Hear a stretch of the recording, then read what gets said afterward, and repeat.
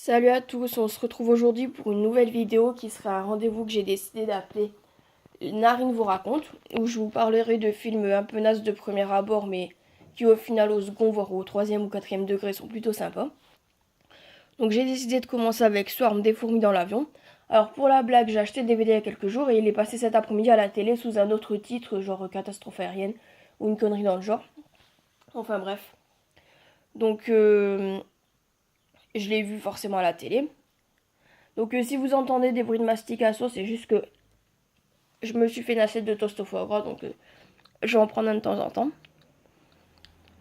Donc je vais vous raconter le magnifique film que j'ai vu.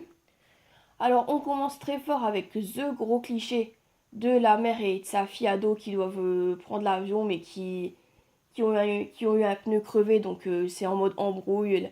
L'ado qui trouve que sa mère travaille trop, blablabla. Enfin bref, un bon gros cliché. Donc là, il y a mademoiselle Alpha qui veut piquer les toasts. Tu vas arrêter, oui. Donc je disais, la mère et la fille qui s'embrouillent. Ensuite, on switch sur le passeur relou par excellence qui refuse de faire des examens car monsieur a un avion à prendre.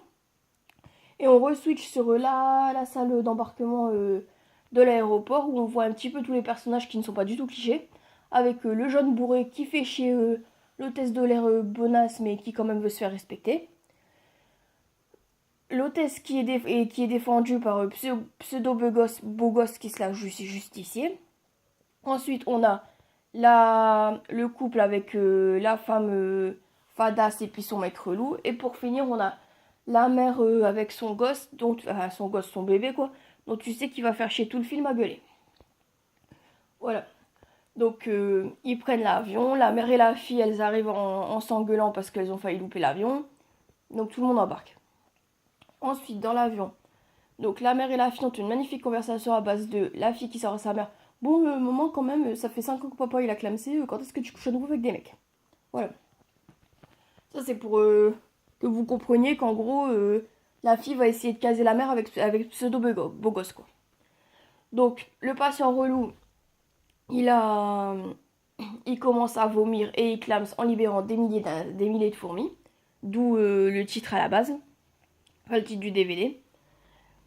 Ensuite, donc, pseudo beau gosse qui s'avère être un agent de la sécurité aéroportuaire, je sais pas trop quoi, enfin bref. Il est censé surveiller qu'il n'y a pas de terroristes. Donc forcément, il n'y connaît rien en insectes. Il va quand même voir de quoi il en retourne.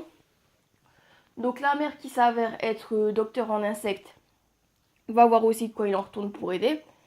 Le pseudo beau gosse l'envoie à moitié en mode non mais c'est bon, allez vous rasseoir, je m'en occupe.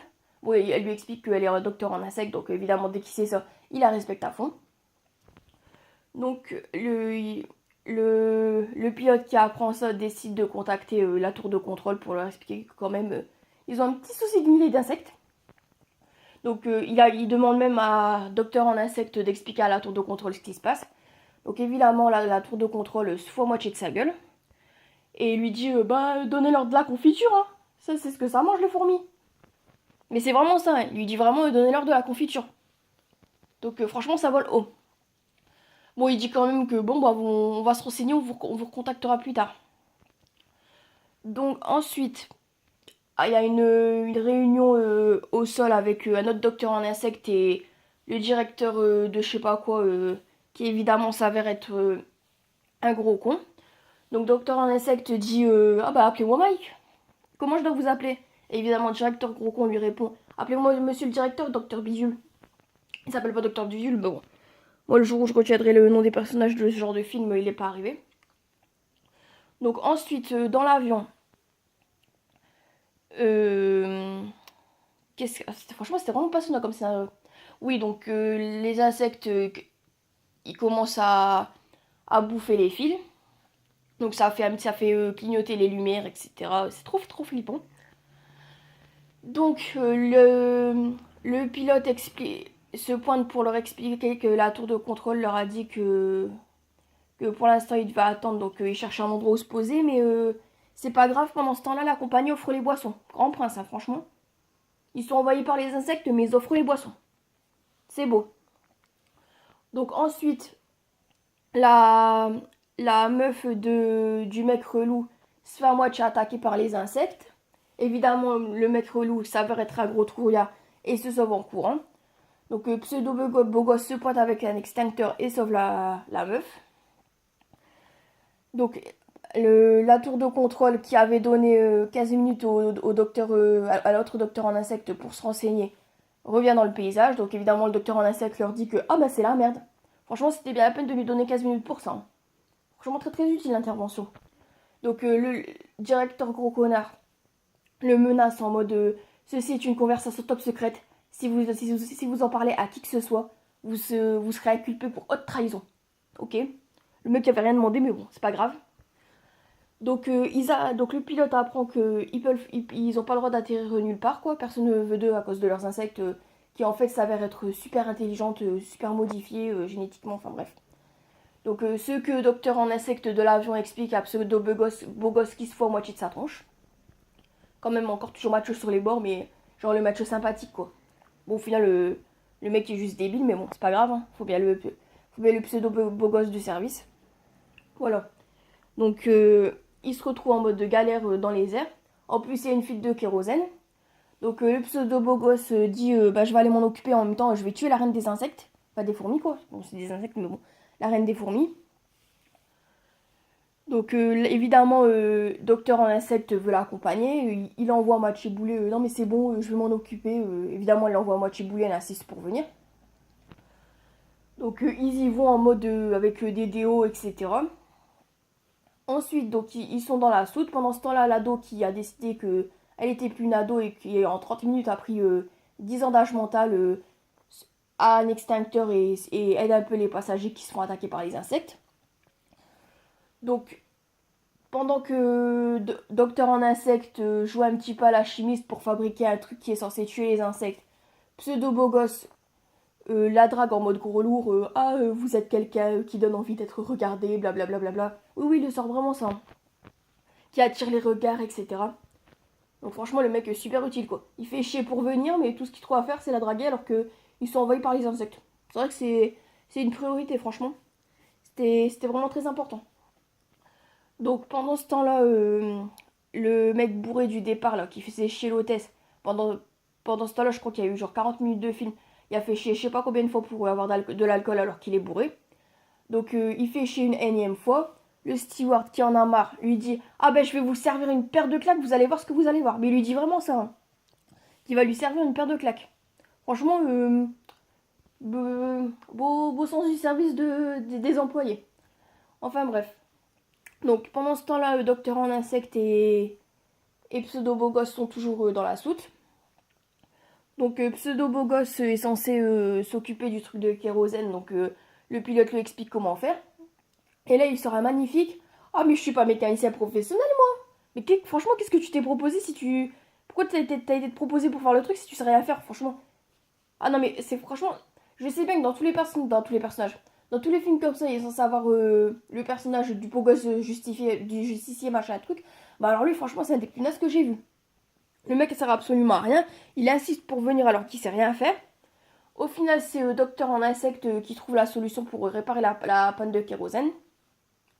Pendant ce temps-là, le mec bourré, là, il va aux toilettes pour se rafraîchir, ou je sais pas, voilà, se rafraîchir, parce qu'il se sent pas très bien. En même temps, il a bu je sais pas combien de boissons alcoolisées avant de monter, tu m'étonnes qu'il se sente pas bien. Alors, il fait le truc très intelligent, il s'enferme dans les toilettes alors qu'il y a plein d'insectes qui sont un petit peu partout, qui peuvent attaquer à tout moment. Franchement, c'était l'idée du siècle. Alors évidemment, on ne s'y attendait pas du tout, il se fait attaquer. Donc il ressort alors qu'il se fait bouffer par plein d'insectes, enfin plein de... toujours les fourmis quoi. Il ressort en se faisant bouffer par plein de fourmis. Donc il se prend quand même le coup d'extincteur, mais bon, il est quand même foutu. Donc son pote le fout sous une couverture et le jette dans un placard. Ensuite, donc un peu avant ça, le mec relou trouillard là, avec sa meuf, il vient en mode ah bah faudrait dépressuriser l'avion, comme ça tuerait les fourmis. Donc la mère avec son bébé relou, qui évidemment c'est bien avéré relou, dit ah bah non, franchement, je refuse, ça ferait du mal à mon bébé. Donc il propose un vote. Or, évidemment, ça part en engueulade, etc. ah mais vous êtes trop méchant, blablabla. Et le mec relou, trouillard, ah bah je m'en fous, c'est le groupe qui compte, je vais pas me sacrifier pour une personne, blablabla. Donc, je vous dis ça parce qu'en fait, quelques minutes plus tard, l'hôtesse bonasse mais qui veut se faire respecter spot en disant ah bah le copilote, il faut que il faut qu'il fasse un truc qui va dépressuriser légèrement le truc, mais c'est juste une manœuvre de routine. Et évidemment, le mec relou trouillard, ah ben non, c'est n'importe quoi, c'est trop dangereux, machin truc. Attends, c'était toi qui voulais tout dépressuriser il y a quelques minutes. Franchement, les personnages, ils ont juste aucune logique. C'est quand même franchement, ça force le respect. Alors, pour info, c'est le copilote qui pilote parce que le pilote il s'est fait piquer, mais il est pas mort. Mais bon, il va mieux quand même éviter qu'il pilote.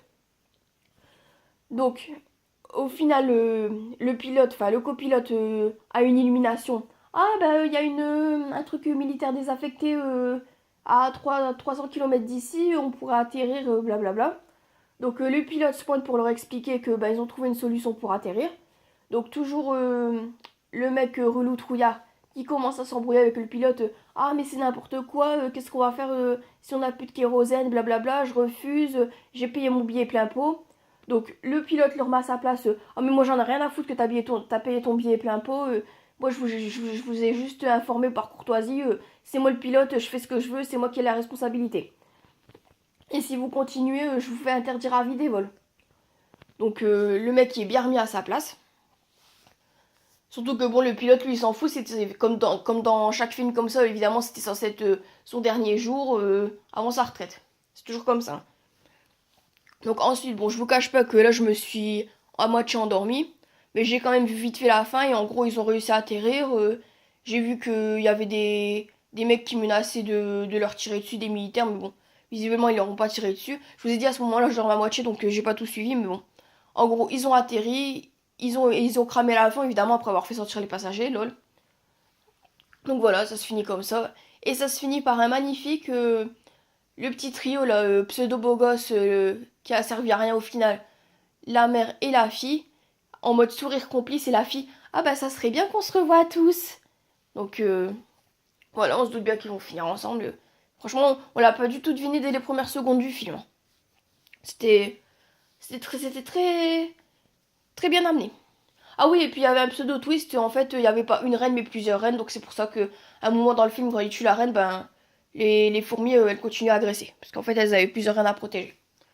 Voilà, donc au final, bon, j'ai l'air de critiquer comme ça, mais pour moi, ça fait partie des films nazes, entre guillemets, mais au final, si on les prend au cinquième degré, c'est plutôt sympa. Et franchement, je vous invite à pas vous laisser avoir par les mauvaises notes que peuvent avoir ce film parce que au final les mauvaises notes ce sont juste données par des mecs pseudo cinéphiles aigris qui qui voient les films que comme ah ben franchement là c'est des très beaux mouvements de caméra, je mets 10 sur 10, enfin 5 sur 5 parce qu'on note sur 5 les films. Franchement, je mets 5 sur 5, c'était trop beau alors qu'au final les mouvements de caméra c'est pour moi c'est pas ça qui fait qu'un film, à mes yeux, est divertissant ou pas. Ou c'est pas ça qui fait que le film me provoque des émotions. Franchement, si c'est vraiment moche les mouvements de caméra, je vais le signaler, mais c'est pas parce que les mouvements de caméra ils sont soi-disant très jolis que ah bah le film il est trop bien. Donc franchement, je vous invite à donner leur chance à des films de ce genre si vous cherchez à vous détendre pour un après-midi. Voilà, ou une soirée ou une nuit, vous faites ce que vous voulez. Donc voilà, j'espère que cette première chronique, entre guillemets, Narine vous raconte, vous aura plu. Personnellement, j'ai bien aimé vous la faire. Bon, c'est un petit peu décousu, mais en même temps, on parle pas non plus d'un chef-d'œuvre, mais d'un petit film de série B sympathique. Voilà, je vous retrouve bientôt pour une prochaine vidéo.